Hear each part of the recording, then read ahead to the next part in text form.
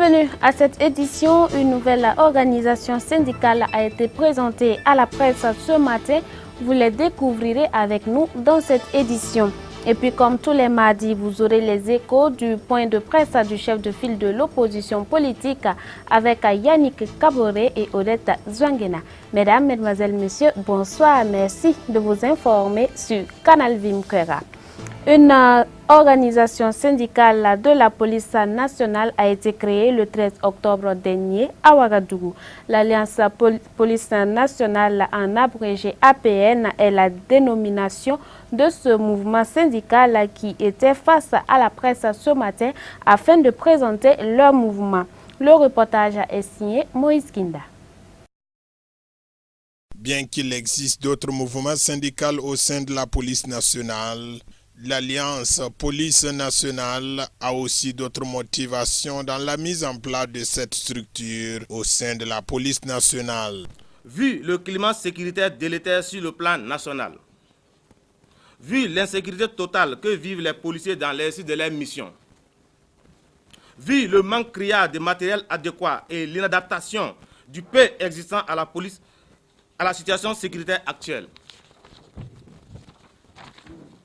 vu l'émission de l'administration dans la gestion du seul cadre de concertation des policiers qu'est l'INAPOL ainsi que sa prise d'otage, vu la mise en place d'un bureau INAPOL dans une confusion totale et qui ne fait pas l'unanimité au sein de la police nationale, vu la gestion chaotique et le pillage continuel des frais de mission des policiers, vu que la police nationale demeure toujours la vaste laitière de certains individus, soucieux de l'avenir de l'institution policière et conscient de la souffrance des policiers, avons décidé, le 13 octobre 2018, de la création du syndicat Alliance Police Nationale en application des articles 34 et 35 de la loi numéro 064-2015/CNT portant liberté d'association et de l'article 56 de la loi numéro 027-2018/AN du 1er juin 2018 portant statut du cadre de la police nationale.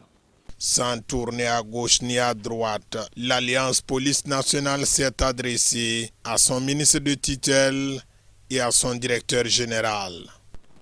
Monsieur le ministre, depuis votre arrivée au ministère de la Sécurité, avez-vous constaté que le moral des policiers n'a jamais été aussi bas? En effet, le manque criard de matériel adéquat et inadapté qui occasionne de lourdes pertes en vies humaines dans les rangs des policiers ainsi que des autres forces de sécurité intérieure.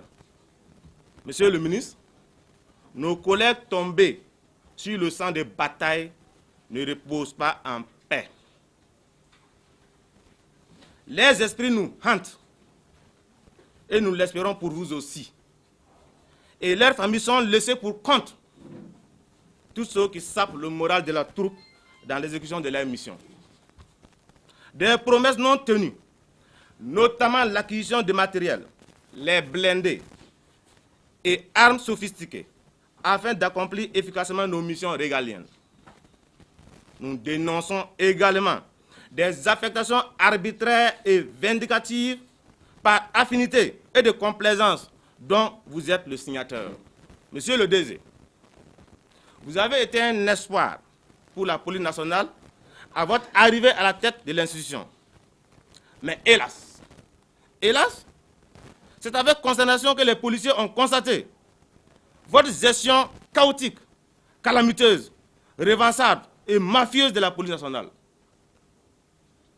Le rêve de l'ensemble des policiers d'un changement positif et d'une unité entre tous les policiers s'est transformé en cauchemar, avec l'aggravation des vieilles pratiques non catholiques telles que la division, le pillage continuel des frais de mission des éléments, le manque de transparence dans la gestion du service payé, les affectations qui ne suivent aucune règle en matière de gestion du personnel.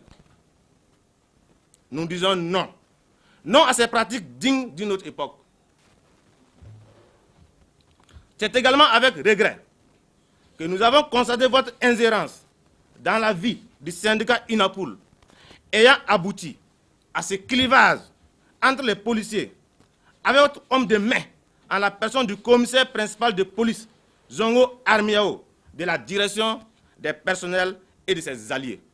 Composé essentiellement des assistants de police, ce nouveau mouvement syndical se dit prêt à travailler pour le bonheur des 16 000 policiers du Burkina Faso. C'est un bureau composé de 11 membres qui a été présenté à la presse ce 30 octobre 2018. Ce matin, au traditionnel point de presse du chef de file de l'opposition, 2 hommes étaient à l'affiche, Jean-Hubert Bazier et Mamadou Cabré. Le message du CFOP est clair, il faut primer la réflexion au détriment des marches meetings. Plus de précisions avec Yannick Kaboré et Odette Zongena. Les victimes de l'insurrection populaire des 30 et 31 octobre 2018 sont sous-estimées par le régime en place. Ajouté à cela, il y a l'insatisfaction des attentes du peuple. Telles ont été les raisons évoquées par le chef de file de l'opposition politique ce matin à son traditionnel point de presse par la voix de Jean-Hubert Bazier et de Mamadou Cabré. Alors sans équivoque, le CFOP annonce qu'il ne prendra pas part, comme en 2017, à la marche de 2018 dédiée à la commémoration de l'an 4 de l'insurrection populaire des 30 et 31 octobre qui a vu la chute du régime de Blaise Compaoré. Il n'y a pas nécessité pour nous de commémorer un anniversaire à travers des marches, à travers toute autre forme de jubilation en dehors de la réflexion. Pour ce qui est du programme de demain, où il y a 2 activités, le gouvernement et ceux de la société civile, notamment les syndicats. Si nous devons raisonner, il est bien vrai que c'est le CFOP, mais nous raisonnons en sankariste. Vous savez qu'à un moment donné, on commémorait le 15 octobre dans la douleur comme dans la joie. Nous n'allons pas dire à quelqu'un de ne pas commémorer l'anniversaire selon son entendement.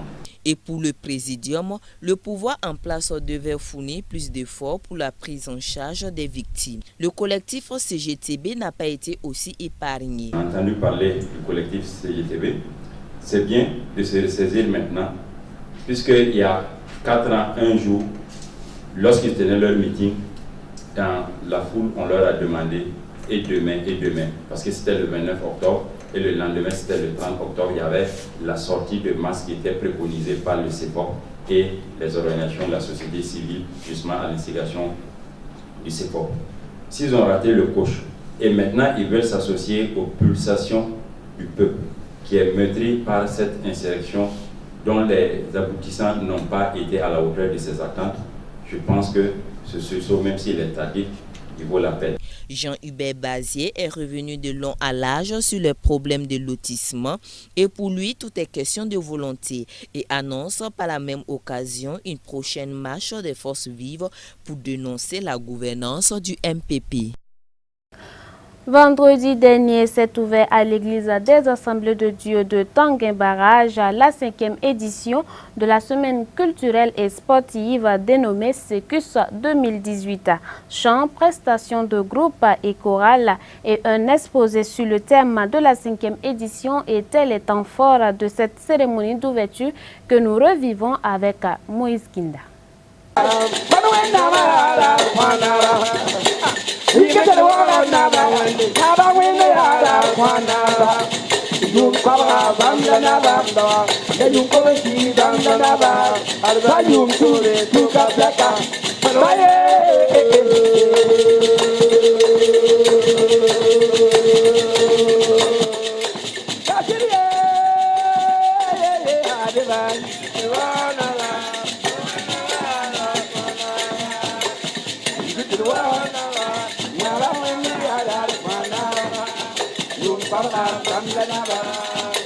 C'est sous le thème Les secrets de la louange que se tient la 5e édition de la semaine culturelle et sportive dénommée Secus 2018. L'édition de cette année a eu pour parrain M. Michel Cabré qui n'a pas hésité à accompagner cette initiative de l'Église des Assemblées de Dieu de Tanguin-Barrage.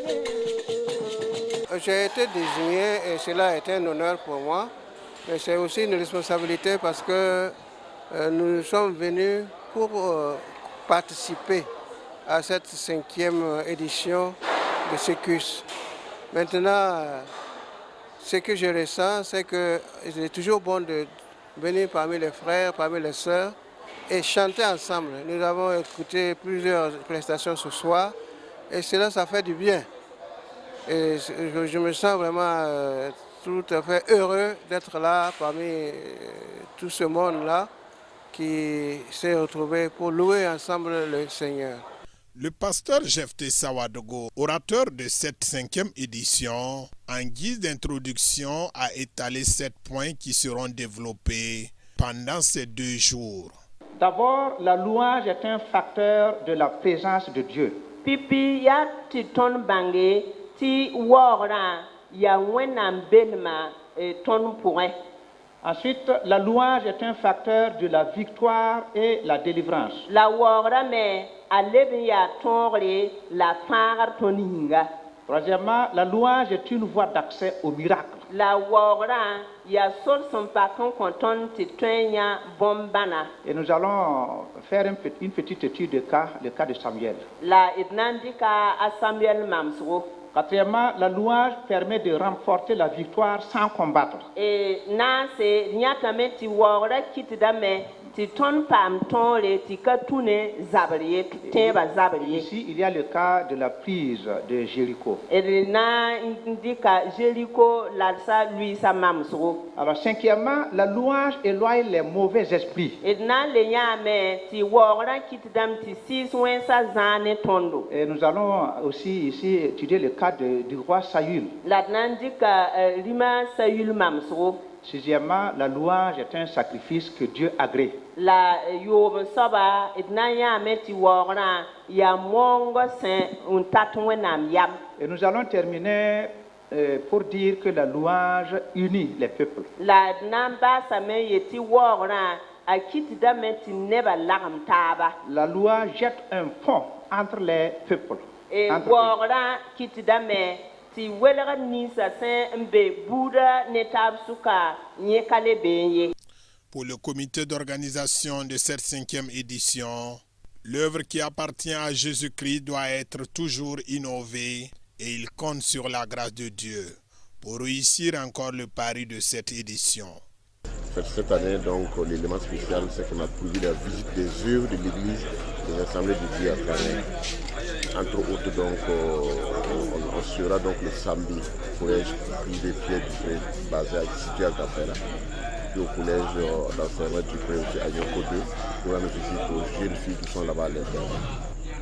Je rends grâce à Dieu pour ce jour et nous bénissons le Seigneur parce que nous avons prié, nous voyons déjà sa main. Nous prions pour qu'il nous accompagne jusqu'à la fin. Et merci à CBK. Merci. Selon le pasteur Moïse Sawadro, pasteur principal de l'église des Assemblées de Dieu de Tangambarage, l'église se doit de devoir d'enseigner et inculquer les valeurs à ses fidèles pour produire des adorateurs en esprit et en vérité, selon la parole de Dieu. L'église célèbre son sauveur et son maître. Dans le langage qu'il comprend le mieux. Dans le langage de sa culture. Il n'y a pas de culte sans culture. Et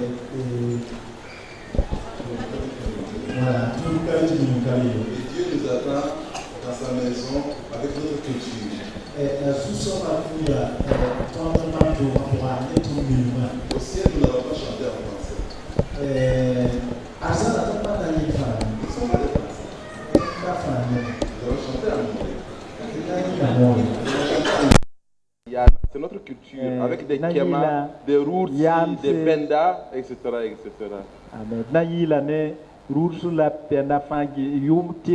Mais déjà ce soir, le ciel vient ici. Parce que Dieu trône au milieu des louanges de son peuple. Des groupes et chorales de plusieurs cultures, issus de plusieurs cultures, vont se produire durant ces 2 jours à l'église des Assemblées de Dieu de Tangambarage. Yeah,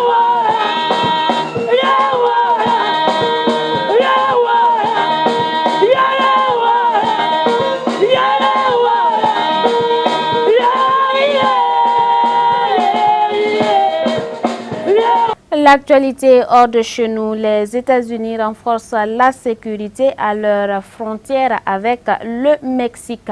Plus de 5000 soldats seront déployés afin de bloquer l'accès de leur territoire à des migrants fuyant la violence et la misère dans leur pays d'origine. Les États-Unis vont déployer plus de 5000 soldats à la frontière mexicaine pour bloquer l'entrée sur le territoire d'une caravane de migrants centra-américains qui fuient la violence et la misère dans leur pays. Un déploiement comparable en taille au contingent américain envoyé en Irak, qui intervient à une semaine des élections de mi-mandat. Déjà 800 soldats sont en route pour la frontière texane, d'autres vont prendre la direction de la Californie et de l'Arizona. D'ici la fin de la semaine, nous allons envoyer plus de 5200 soldats à la frontière sud. C'est juste le début de cette opération. Nous allons continuer à ajuster les troupes aux besoins et nous vous en informerons. Mais sachez que c'est en plus des 2092 gardes nationaux qui sont déjà sur place. Les responsables de l'armée assurent que ces troupes sont surtout prévues pour faire du soutien logistique et construire des barricades. Mais le discours du président Trump est autrement plus virulent. C'est une invasion de notre pays et notre armée vous attend, a-t-il prévenu, alors que deux groupes d'environ 7000 personnes se dirigent vers les États-Unis. Pour cette maman partie du Guatemala, la route est longue. Cela fait 20 jours, un mois peut-être que nous sommes partis. J'ai perdu le compte, mais grâce à Dieu, j'ai rencontré de bonnes personnes qui m'ont beaucoup aidé. Le président américain a répété ces dernières semaines que des troupes supplémentaires étaient nécessaires à la frontière américano-mexicaine. Il est clair qu'il se sert de cette caravane de migrants pour défendre sa politique dans la perspective des élections législatives du 6 novembre, alors qu'elle pourrait être favorable à ses opposants démocrates. Sur le continent européen, une vague d'intempéries s'est déclenchée. Vague de froid en Espagne, vent violent. En France, deux grandes eaux. En Italie, la fin de l'automne est assez rigoureuse. Vague de froid en Espagne, alerte au vent violent en France et une partie de l'Italie sous les eaux. L'automne rigoureux et les intempéries font actuellement une brusque percée en Europe du Sud. À Venise, les touristes ont dû se résoudre à patauger avec de l'eau jusqu'aux cuisses pour découvrir la cité des Doges. Après des pluies diluviennes ces dernières heures, même la place Saint-Marc est submergée par des niveaux d'eau historiques. Dans la région de Rome et de Naples, 4 personnes ont trouvé la mort après des chutes d'arbres. Au large de la Calabre, un plaisancier est toujours porté disparu depuis dimanche. Il est tombé de son voilier et les recherches se poursuivent. En France, la tempête Adrien continue de frapper la Corse. L'île de Beauté a été balayée par des vents atteignant plus de 180 km/h. Le département reste en vigilance orange pour les orages, pluies, inondations, vagues et submersions. Les aéroports sont fermés, des ports ont été ravagés.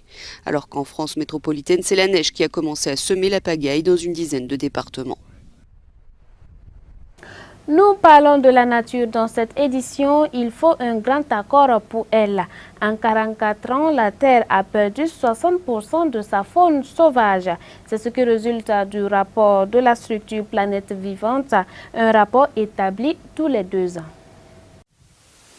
Devant l'urgence, il faut un grand accord pour la nature. Son rapport Planète Vivante à l'appui, le WWF lance un cri d'alarme. En 44 ans, la Terre a perdu 60% de ses animaux sauvages. Mammifères, oiseaux, poissons et autres amphibiens, le déclin de la faune concerne tout le globe, avec des régions particulièrement affectées comme les tropiques. Publié tous les 2 ans, le 12e rapport Planète Vivante est basé sur le suivi de 4000 espèces animales.